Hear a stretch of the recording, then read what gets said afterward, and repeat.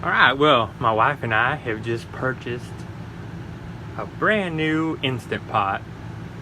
It's a 6-quart, and we're gonna unpack it and put it to the test and see how it works out. Hopefully we can make some really quick, pressure cooked, healthy meals. Anyway, I'm gonna pull it out of there and we'll check it out. Alright, so I put in 1 can of chicken broth and a garlic clove and about a half a stick of butter, and then we're gonna put in 1 cup of jasmine rice like that, and I got an onion and some carrots chopped up. Put that in there, and I'll get some more stuff. Alright, so I've thrown in some new potatoes and mushrooms. Alright, so I've also put some sea salt, Tony's Cajun season, coarse ground black pepper, and some turmeric. And I've got some broccoli, some fresh broccoli, and I'm about to put the chicken breast, and then we'll be closer to getting it going. Alright, so we got our chicken in there, and I covered it with a little olive oil and some more seasonings, and I selected manual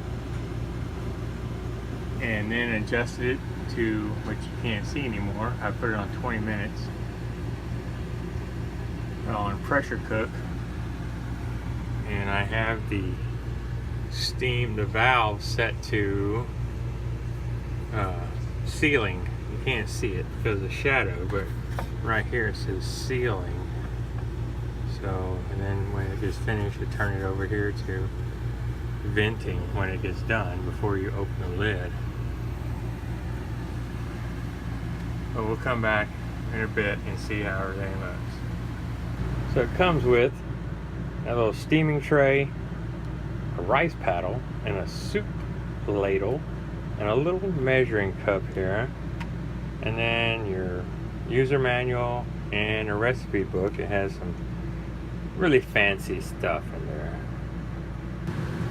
Alright, it took about 5 minutes or so for it to preheat, which during that time it just says on, and then once it finally preheats and gets to the correct pressure inside, the whatever time you set it to will show up and start counting down.